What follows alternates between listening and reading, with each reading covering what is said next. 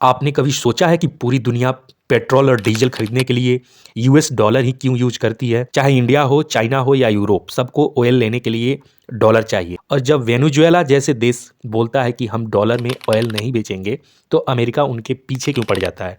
आइए जानते हैं। सऊदी अरबिया क्यों सिर्फ डॉलर में ऑयल बेचता है?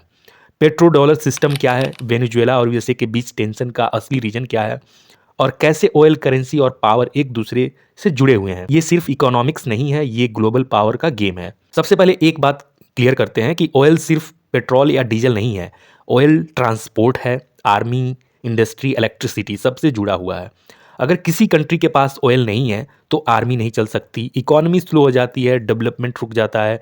इसीलिए ऑयल को बोला जाता है ब्लैक गोल्ड। आज दुनिया का सबसे पावरफुल करेंसी है यूएस डॉलर। लेकिन क्वेश्चन है, डॉलर पावरफुल क्यों बना? जवाब सिर्फ अमेरिका की इकोनॉमी नहीं है, असली रीजन है ऑयल प्लस डॉलर का कनेक्शन। 1970 में एक बड़ा क्राइसिस आया, ऑयल क्राइसिस 1973 में। ऑयल प्रोड्यूसिंग कंट्रीज ने सप्लाई कम कर दी, प्राइसेस स्काई रॉकेट हो गए। तब अमेरिका ने सऊदी अरबिया के साथ एक सीक्रेट स्ट्रैटेजिक डील की। डील क्या थी? सऊदी अरबिया बोला, हम अपने ऑयल सिर्फ यूएस डॉलर में बेचेंगे। हम ऑयल से जो पैसा कमाएंगे उसे यूएस बैंक्स और बॉन्ड्स में इन्वेस्ट करेंगे। यूएसए बोला, हम सऊदी अरबिया को मिलिट्री प्रोटेक्शन देंगे, हम सऊदी अरबिया के मोनार्की को प्रोटेक्ट करेंगे, लेटेस्ट वेपन्स और सिक्योरिटी सपोर्ट देंगे।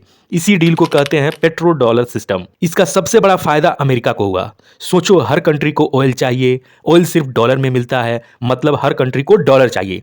रिजल्ट क्या था? डॉलर की डिमांड हमेशा बनी रहती है। अमेरिका बिना डर के डॉलर प्रिंट कर सकता है, डॉलर गिरता नहीं है। अमेरिका वर्ल्ड इकोनॉमी कंट्रोल करता है। अब आप पूछ सकते हैं कि सऊदी अरबिया अपना खुद का करेंसी यूज क्यों नहीं करता? रीजन सिंपल है, सऊदी अरबिया एक डेजर्ट कंट्री है, पॉपुलेशन कम है, सिक्योरिटी थ्रेट्स ज्यादा है। अमेरिका के साथ डील से सऊदी को मिला वर्ल्ड की स्ट्रॉन्गेस्ट आर्मी का protection, political stability, royal family का सर्वाइवल। सऊदी के लिए सिक्योरिटी मोर इंपॉर्टेंट है करेंसी इंडिपेंडेंस से। आइए समझते हैं वेनेजुएला और यूएसए का कॉन्फ्लिक्ट। वेनेजुएला के पास दुनिया का सबसे ज्यादा ऑयल रिजर्व है, लेकिन इकोनॉमी वीक है। वेनेजुएला के लीडर ह्यूगो चावेज ने कहा, हम अमेरिका के कंट्रोल में नहीं रहेंगे। उन्होंने क्या किया? ऑयल को डॉलर के बजाय यूरो और युआन में बेचने की बात की। रशिया, चाइना, ईरान के साथ अलायंस किया, यूएस इन्फ्लुएंस को चैलेंज किया।